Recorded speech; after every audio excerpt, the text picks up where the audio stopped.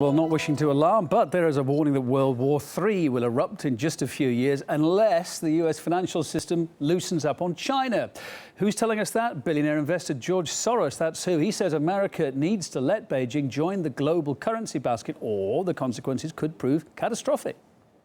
If there is conflict between China and a military ally of the United States, like Japan, then it is not an exaggeration to say that we are on the threshold of a third world war.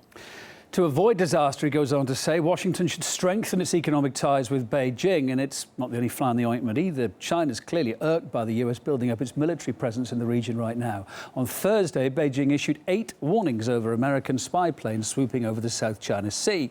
Regular military drills on China's doorstep and a strategic shift of US bases to the Asia-Pacific aren't exactly helping to ease tensions there either. In fact, if you look at this map, you'll see the number of US military facilities in Beijing's backyard. Let's get more on the story now with China-based writer Brendan O'Reilly.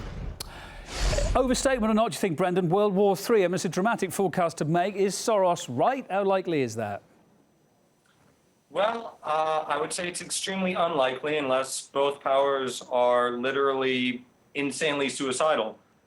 This type of rhetoric, I mean, you hear it a lot from the American government. Every threat is the next Hitler.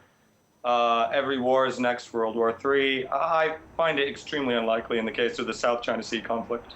I mean, if you take his argument further, though, I mean, how much difference would closer economic ties make towards easing tensions between them? Because there are tensions right now. Sure, of course there's tensions. If you look at a map of the claims of Beijing's, what they say is their own territory in the South China Sea, it is quite extensive, and they do clash with the claims of several other countries, most notably Vietnam, the Philippines, Indonesia, Malaysia, etc. But it's not like this is a new conflict. China's laid claim to this vast swath of ocean since at least the late 1940s. So, again, you know, it's not a new conflict. Well, I'm just looking at his report here. I'm just looking at what George Soros has to say. His argument is basically, his theory is that if China's efforts, I'm quoting, to transition to domestic demand led the economy from an export engine falter, there's a likelihood that China's rulers may want to foster an external conflict to keep the countries together and hold on to power. That's his reasoning. Do you agree? Look, that's not impossible. I mean, if you look at any government, how they maintain their own legitimacy at home, I mean, there's two ways. One is improving the livelihoods of their people, and one is by focusing on an external enemy. I don't think China is unique in that regard. Both China and the US, of course, though, plowing a lot of money into their military industries right now. If each military becomes too big for the other to take on, might that work as a restraining factor, looking on the bright side? Look, I mean, yeah, China's spending more and more on their military, but their economy is also expanding at a still fairly robust level. That's not really true in the United States anymore.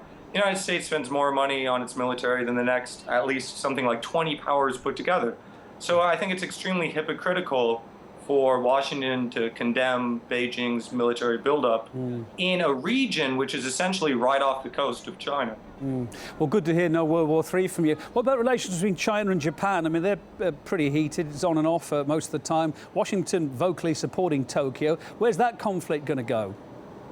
Well, I mean, to some degree, that's a slightly different conflict. We're not talking about the South China Sea anymore. We're talking about the East China Sea and the Diaoyu Islands, or Senkaku, as they're called. But potential hotspot. I think in some ways Japanese and Chinese relations have actually improved in the last year or so. So I think this front is kind of cooling off, wherein the South China Sea is heating up recently. And maybe that's not a mistake. Maybe the U.S. is looking at things cooling down between China and Japan and trying to kind of exacerbate the long-standing conflict in the South China Sea. Good to hear your calming words. China-based writer Brendan O'Reilly. Nice to see you on the programme.